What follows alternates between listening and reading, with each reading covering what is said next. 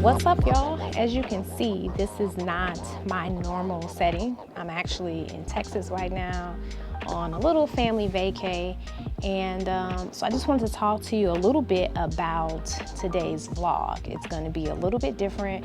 It's actually a co-vlog with one of my best friends, Nikki Whalen, but she is a filmmaker, and this vlog is really just about her journey in making that film, and where I come in is I actually edited this film. I've never done it before, but figured my friend needed some help. So this is really just a story about perseverance, having this idea, having this dream, and just really never giving up on it. Even if it takes 12 years, just never giving up and sticking with it.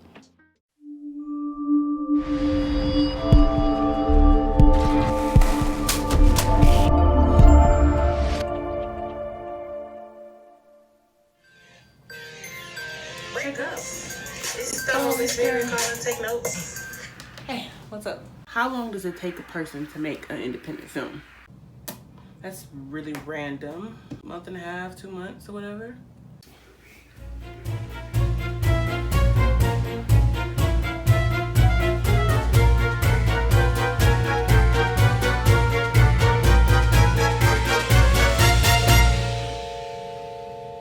Takes 9 years. What? Because she started directing it in 2012 and it's 2021 and it's just now finished. Like, she literally used her first stimulus check to pay for the rest of the film to get done. The editing, okay, the animation, some of the graphics. Like, I mean, at least she got it done. She didn't even go to film school. And she didn't go to film school? Who does that? I commend her. I commend her because, like, I legit know people who did go to film school and they've done nothing since graduating. So 9 years? I don't think it's cool to make fun of anyone's journey. You know what I mean? Because there's no set rule on how you're supposed to achieve whatever God put in your heart. You know what I mean? And how do you know that? Are you the stimulus thing? How do you know that? Look, I just got notification that she dropped the movie on her YouTube channel. I was about to watch it. Why don't we watch it together? So that way we can see what it's, you know, what it is, how she did. Okay, what? Your character doesn't matter. Narration scene, fat girl. Narration scene, take 1. Take 2. Take 3. Take 4. 5. Take 6. Take 7. Take 8. Scene 10, fat girl, narrator, take 9. 10. Take 11. Take 12. Take 13. Take 14. Just take it out. Take 15. Slate? That is the best description of my inner drive. Hey guys, my name is Nicole Monique Whalen. Welcome to those who are new to my channel. Today's episode is going to be a little different because I wanted to do the making of my first feature film, Can You Spare Some Change? Now, my goal in doing today's episode was basically to inspire you to get up and to chase a dream or an idea that you didn't think you could achieve. So, let's get started. Can You Spare Some Change, affectionately known as Spare Change, actually started out as a film short, but somehow ended up into a feature film. I shot the film over the course of 12 days total. We did 9 days in 2012, 2 days in 2013, and 1 day in 2017. For my crew, I had 1 DP and 1 sound person, and I pretty much played the part of intern, slater, prop design and stuff like that, wardrobe, when certain people couldn't come to set to help me out. But I did have a few friends that would drop in from time to time. The film is about 2 filmmakers who have this, film that they want to try to get off the ground, but they just can't get any funding or investors or support around their movement. But one of them has this hairball idea about doing a partnership with the homeless community. And that's what the film is pretty much about, like their journey with trying to make this crazy thing work. But the bottom line is just start. Start something. Don't talk about it forever. And you just never know how many people will come and rally around you once you've started. Hey, how are you? My name is Brian Handy, and I'm here to encourage you to make a pledge for Can You Spare Some Change? Yep, good old Kickstarter. We were trying to get people to give to our campaign, and no, nothing happened. So I had to basically pay for the film out of my pocket. I used certain paychecks to pay people in installments, and I treated everyone as if they were credit card bills. Can you imagine how shocked I was once I added up everything? I pretty much spent over $7,000 to get this project done. But again, not in one lump sum and not all my money. I had an investor, which is an old mentor from Nashville, come through and give me money so that I could pay for cameos. So the lesson in this is just ask. I was so surprised how many people, number one, said they would be okay with, a $25 installment every 2 weeks. I was totally shocked that my mentor would give me the finishing funds so that I could pay these celebrity cameos. So just ask. You never know. Location one was a garage that one of the producers gave me access to, the guy's headquarters and the homeless couple's home. Location two was actually our lead actor, Andrew Tyree, his apartment at the time. So we we shot the crap out of his place. We used his garage as the homeless couple's home. The kitchen for the parents' living quarters, you never saw them outside of the kitchen. We used his character in the living room. You never saw him outside of his living room. We used the Joe character in the bedroom. You never saw him outside of the bedroom. Joe's girlfriend in the movie, Aquanisha, we used the porch.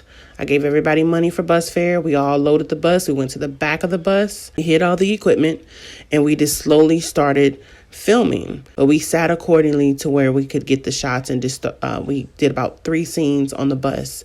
Now, in the middle of filming the second scene, the bus driver had reached the end of his route. He needed to take a break.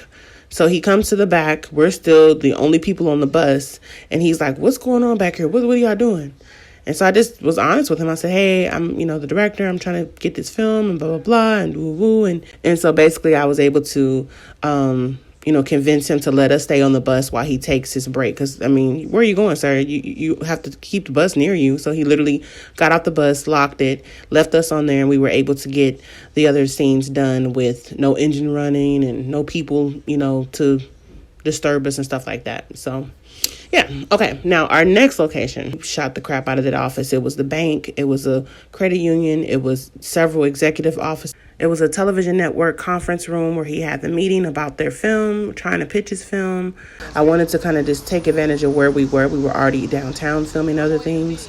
And I'm like, hey, let's get an establishing shot of this building, get him walking down the street, and act like he's walking into one of the doors. And he goes into this door area, like he's passing up all of the real doors, but he goes into like this little hallway corridor area where they probably take the trash out at.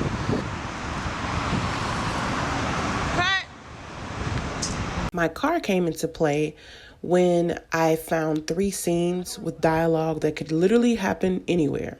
So we used it for a stranger, for the guys talking about the plan, and the guys making up at the end. Yeah, if they fell out. The restaurant. So probably a week before we started filming, I found this little hole in the wall Mexican restaurant that didn't really get that much traffic.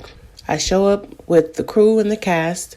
I buy everybody's meal. We hide the equipment. We go in. We take a seat.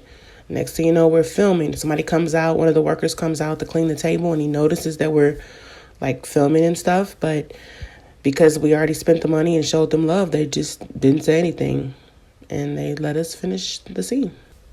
Got to be creative and think outside of the box. Don't think, oh, I need money for this, or, oh, I need to pay for this location. Figure it out. Study other television shows or TV shows and just pay attention to how many locations they had in that film or in that project. Again, just another tip for you. Think outside of the box. In 2012, I had a great support system. Friends and colleagues who came to help style the guys for their promo shoot, do the graphic design for the posters, help me scout locations, handling all of the paperwork for the actors and the crew, from slating to wardrobe to makeup, serving as script supervisor, being a lookout for when we were still in locations. When we wrapped Spare Change, things were initially on track. I was having creative meetings with the 4 leads when they were available, where we would watch the different drafts and they would give notes and stuff like that. And then people were seeing how I was getting away with pulling off all these things for free or little to no money. I started getting hired for these other projects, web series, short films. And next thing you know, I look up and it's a year later and I'm getting an email from one of the cast members. She was responding to an ad I posted for another project where I was looking for extras. And she's like, hey, I hope this project that you're working on went well, but whatever happened to Spare Change? Can I get some footage for my reel? Like, what's going on? And I'm like, oh my God, Spare Change. That's tip 4, rejuvenate your dream. Yes, life happens. You may have kids, you may get married, you may have to travel, you may have to go to school. You may just forget about the project. Rejuvenate it. Don't let it die. Now, when it came to the post-production side of Spare Change, things got shaky. Only because I didn't have big funds to hire an animator, an editor, or a composer to focus solely on the film. But, you know me, it didn't stop me from asking, which allowed me to find my first editor, Dan Colin. He was willing to take a smaller fee and installments, but a week after he started, he got a great opportunity to go work in Chicago with the Obama administration. So, boom, he was gone. Editor number 2, Millard Walton. He came to the table because he was referred by the lead actor, one of the lead actors, and he actually made it far enough to get a rough draft of the first cut. But the hard drive crashed, he lost all of his work, and boom, he was unmotivated from there on out. Editor number 3, me. Editor number 4, me. Editor number 5, 6, 7, all me. That's right. Even though I had an editing system on my laptop, I was trying. I really was trying to cut the film and recut the film and recut the film. I even asked Millard, hey, because he sent me that first, draft or whatever. So I was trying to cut and recreate what he did. And I just had issue after issue after issue and just eventually lost time and motivation like everyone else. But then in December of 2019, I shared my Spare Change journey with one of my old college friends, and I'll just let her tell you about it. Hello everyone, my name is Asha Iman and I am the editor of the movie Can You Spare Some Change? I've known Nikki, the director and writer of the film, for almost 20 years. So I became a part of the project much later in the process. Nikki and I had recently reconnected and she told me that she had several unfinished projects. And although I didn't edit film, it's not really my thing, I volunteered to try to edit it for her. Now, I must say, while I found it challenging, at times I also found it to be quite enjoyable. I normally shoot and edit promotional videos for clients, for non-for-profit organizations. So doing a feature film was a bit overwhelming at times, just simply due to its length. But as I started to really delve into the project, it was really cool. I felt as though I really got to know the characters. As an editor, you feel a connection to the characters because you spend so much time with them on screen. So it really becomes like this intimate relationship that you have with them. I think this film turned out great. I think Nikki wrote a unique and funny story that somehow manages to merge serious topics such as homelessness and suicide with comedy without making it crass. I am proud to have been a part of this production. I hope that you enjoy watching it as much as I enjoyed editing it. Thank you. Asha's husband has more than one album, so it only made sense for him to make the opening song for Spare Change. Then the perfectionist in him took over and he actually took on a tedious job in doing the editing of the actual voices in the film. So thank you, Mike. You rock. All right, hey everybody. I'm over here working on the intro music for the movie Spare Change. And I've kind of got everything felt out on this track so far, but I just wanted to add a little layer pad to it. So I got this nice little new plug-in from Arteria, the classic vocoder. Might get a little feedback just because you're going to want to hear through the speaker. But here's kind of what I'm laying down, just so that you can hear what's happening. Something like this.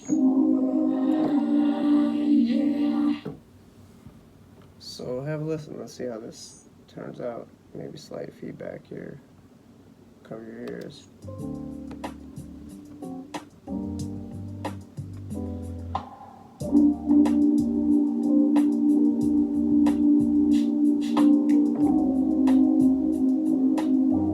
So I hope you enjoyed today's vlog. I know it was a little bit different, but I just really wanted to show you or just share with you some things that I do. So I'm gonna add this to the list and say that editing film is one of them now. I'm gonna leave a link to the film in the description below. And you know, comment, let me know what you think. Until next time, keep telling real stories.